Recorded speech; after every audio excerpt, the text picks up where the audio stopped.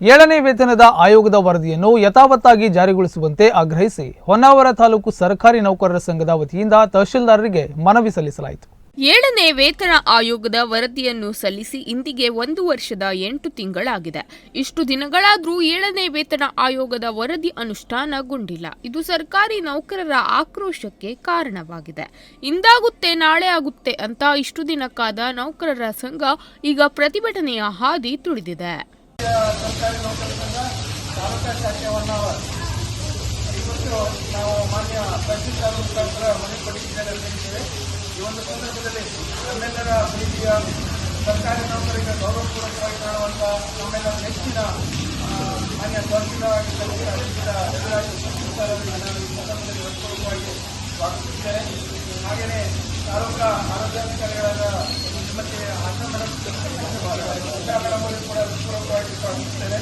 ಹಾಗೆಯೇ basic ತಹಶೀಲ್ದಾರಾಗಿರ್ತಕ್ಕಂಥ Shrimati ಪಾವಕರ್ madam ಕೂಡ ಸ್ವಾಗತಿಸ್ತಾ ಇದ್ದೇನೆ. ಹಾಗೆಯೇ ನನ್ನೆಲ್ಲ ಅಧಿಕಾರಿ ವರ್ಗದವರಿಗೂ ನೌಕರ ಬಂಧುಗಳಿಗೂ ಕೂಡ ಈ ಒಂದು ಸಂದರ್ಭದಲ್ಲಿ ಹೃತ್ಪೂರ್ವಕವಾಗಿ ಸ್ವಾಗತಿಸುತ್ತಾ ನಾವೊಂದು ಮನವಿ ಪತ್ರವನ್ನು ಇಲ್ಲಿ ಸಲ್ಲಿಸಲಿಕ್ಕೆ ಸೇರಿದ್ದೇವೆ. ಈ ಒಂದು ಮನವಿ ಪತ್ರವನ್ನು ಕಳೆದ 1/3/2023 ಕೂಡ ನಾವು ಮನವಿ ಕೊಟ್ಟು ಒಂದು ವಿಶೇಷವಾಗಿ ಒಂದು ದಿನದ ಗೈರು ಹಾಜರಿ ಮಾಡಿದ್ದೇವೆ. ಈ ಸಂದರ್ಭದಲ್ಲಿ ಮನವಿ ಪತ್ರದಲ್ಲಿ ಸಲ್ಲಿಸತಕ್ಕಂಥ ಒಂದು ವಿಚಾರ ಅಂತ ಹೇಳಿದರೆ ನಮ್ಮದು ಮುಖ್ಯವಾದ 3 ಬೇಡಿಕೆಗಳಿವೆ. ನಾನು ತುಂಬ ಶಾರ್ಟ್ ಮಾಡ್ತೀನಿ ಸರ್, ಡೀಟೇಲಾಗಿ ಓದ್ತಾ ಇಲ್ಲ. ನಮ್ಮ 3 ಬೇಡಿಕೆಗಳಲ್ಲಿ 7ನೇ ವೇತನ ಆಯೋಗವು ಯಥಾವತ್ತಾಗಿ ಜಾರಿಗೆ ಬರಬೇಕು. 2ನೇದಾಗಿ NPS ನಮ್ಮದು OPS ನಾವು ಬರಬೇಕು. 3ನೇದಾಗಿ ಕರ್ನಾಟಕ ಆರೋಗ್ಯ ಸಂರಕ್ಷಣೆ ಅದು ಕಡ್ಡಾಯವಾಗಿ ಜಾರಿಗೆ ಬರಬೇಕು ಅನ್ನತಕ್ಕಂಥದ್ದು 3 ಬೇಡಿಕೆಗಳಿವೆ. ನಮಗೆಲ್ಲ ಗೊತ್ತಿರುವ ಹಾಗೆ 7ನೇ ವೇತನ ಆಯೋಗ ರಚನೆಯಾಗಿ ಇವಾಗ 19 ತಿಂಗಳು ಕಳೆದಿದ್ದೇವೆ. 19 ತಿಂಗಳಲ್ಲೂ ನಮ್ಮ ವಿಳಂಬ ನೀತಿಯಿಂದ ನಮ್ಮೆಲ್ಲ ಅಧಿಕಾರಿ ವರ್ಗದವರು ನೌಕರರೆಲ್ಲ ಬೇಸತ್ತು ಇವತ್ತು ನಾವು ಅನಿವಾರ್ಯವಾಗಿ ನಾವು ಸ್ಟ್ರೈಕಿಗೆ ಹೋಗುವಂಥ ಒಂದು ಸಂದರ್ಭ ಕ್ರಿಯೇಟ್ ಆಗಿದೆ. ಮಾನ್ಯ ತಹಶೀಲ್ದಾರರ ಮುಖಾಂತರ ನಾವು ಈ ಒಂದು ಮನವಿಯನ್ನು ಸರ್ಕಾರಕ್ಕೆ ಸಲ್ಲಿಸಬೇಕು ಅಂತ ಹೇಳಿ ವಿನಂತಿ ಮಾಡಿಕೊಳ್ತಾ ಇದ್ದೀನಿ.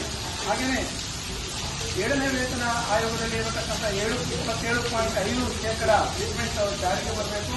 ಅದೇ ರೀತಿಯಾಗಿ ತಮಗೆಲ್ಲ ಗೊತ್ತಿದೆ, ಸುಮಾರು 2.5 ಲಕ್ಷದಷ್ಟು ಸರ್ಕಾರಿ ಖಾಲಿ ಹುದ್ದೆಗಳಿವೆ.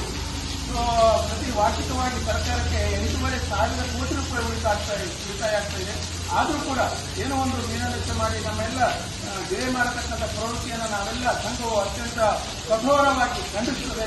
ಈ ಹಿನ್ನೆಲೆಯಲ್ಲಿ ಹೊನ್ನಾವರ ತಾಲೂಕು ನೌಕರರ ಸಂಘ ಇಂದು ತಾಲೂಕು ಆಡಳಿತ ಸೌಧಕ್ಕೆ ತೆರಳಿ ತಹಶೀಲ್ದಾರ್ ಅವರಿಗೆ ಮನವಿ ಸಲ್ಲಿಸಿತು.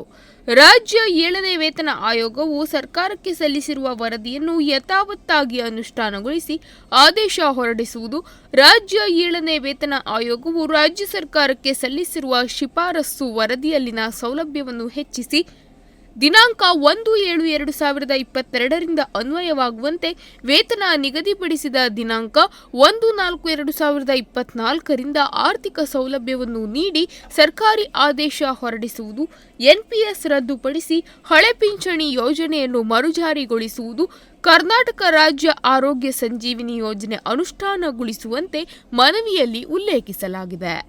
ಈ ಒಂದು ಸಂದರ್ಭದಲ್ಲಿ ನಾವು ಮನೆಯಲ್ಲಿ ಅದನ್ನು ಸೇರಿಸ್ತೇವೆ ಕೂಡ.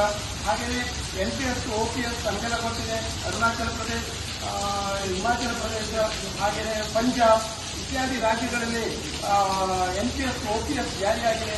ನಮ್ಮ ಕರ್ನಾಟಕ ಸರ್ಕಾರವೂ ಕೂಡ ಈಗಾಗಲೇ ಒಂದು ಆದೇಶ ಮಾಡಿ ಒಂದು ಅಧಿಕಾರಿ ಸಮಿತಿಯನ್ನು ನೇಮಿಸಿದೆ. ದುರದೃಷ್ಟವಶಾತ್ ಅಧಿಕಾರಿ ಸಮಿತಿ ಒಂದೇ ಒಂದು ಮೀಟಿಂಗ್ ಕೂಡ ಮಾಡಲಿಲ್ಲ. ನಾವಿವತ್ತು ಅದನ್ನು ಮನವಿ ಪತ್ರದಲ್ಲಿ ಕೂಡ ಸೇರಿಸ್ಕೊಂಡಿದ್ದೇವೆ. ಕೂಡಲೇ NPS OPS ಆಗಬೇಕು. ನಮ್ಮ NPS ನೌಕರರ ಸಂಧ್ಯಾಕಾಲದ ಜೀವನದಲ್ಲಿ ಕೇವಲ 1,500 ರೂಪಾಯಿ ಪರ್ ಮಂತ್ ಪೆನ್ಷನ್ ಬಂದರೆ ಯಾವ ರೀತಿಯಾಗಿ ಅವರು ಜೀವನ ಮಾಡಬೇಕು, ಅವ್ರ ಜೀವನ ದುಸ್ತರವಾಗ್ತದೆ. ಸುಮಾರು 2.5 ಲಕ್ಷದಷ್ಟು NPS ನೌಕರರು ನಮ್ಮ ಜೊತೆ ಇದ್ದಾರೆ. ಸೊ ಅವರಿಗೆ ಕೂಡ ಒಳ್ಳೆಯದಾಗುವ ಹಾಗೆ NPS OPS ಆಗಬೇಕು ಅನ್ನೋದು ನಮ್ಮ ಬೇಡಿಕೆ.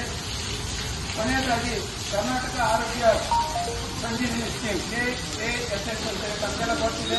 ಸೊ ಇದು ನಗದು ರಹಿತ ಚಿಕಿತ್ಸೆಗಾಗಿ ನಾವು ಪ್ರಪೋಸಲ್ ಅನ್ನು ಕೊಟ್ಟಿದ್ದೇವೆ. ಈಗಾಗಲೇ ಸಾಂಕೇತಿಕವಾಗಿ ಅದು ಲಾಂಚ್ ಕೂಡ ಆಗಿದೆ. ಆದರೂ ಕೂಡ ಸರ್ಕಾರದಲ್ಲಿ ಅನುಷ್ಠಾನಾಧಿಕಾರಿಗಳ ಒಂದು ಬೇಜವಾಬ್ದಾರಿಯಿಂದ ಅದು ಅನುಷ್ಠಾನ ಆಗದೇ ಇದೆ. ಇದರಲ್ಲಿ ಯಾವುದೇ ಸರ್ಕಾರಕ್ಕೆ ಹೊರಗಿಲ್ಲ ಸರ್. ಸೊ ನಮ್ಮ ವೃಂದವಾರು ನಮ್ಮ ಸ್ಯಾಲರಿ ಪ್ರಕಾರವಾಗಿ ಅದೇನು ಕಟಿಂಗ್ ಆಗ್ತದೆ ಅಂದರೆ ನಮ್ಮ ವಂತಿಗೆಯನ್ನು ಹೋಗ್ತದೆ, ಅದರಲ್ಲಿ ನಮ್ಗೆ ಅವರು ಸೌಲಭ್ಯ ಕೊಡಬಹುದು. ಆದರೆ ಯಾವುದೇ ಒಂದು ಉದ್ದೇಶಕ್ಕೆ ನಮ್ಮ ಅನುಷ್ಠಾನಾಧಿಕಾರಿಗಳು ಅದನ್ನು ಮಾಡ್ತಾ ಇಲ್ಲ. ಹಾಗಾಗಿ ಅದು ಕೂಡ ಜಾರಿಯಾಗಬೇಕು. ಈ 3 ಪ್ರಮುಖವಾದ ಬೇಡಿಕೆಗಳು ಅತ್ಯವಶ್ಯವಾಗಿ ಜಾರಿಯಾಗಬೇಕು ಅನ್ನೋದು ನಮ್ಮೆಲ್ಲ ಸರ್ಕಾರಿ ನೌಕರರ ಅವರ ಕುಟುಂಬ ವರ್ಗದವರ ಬೇಡಿಕೆಯಾಗಿದೆ.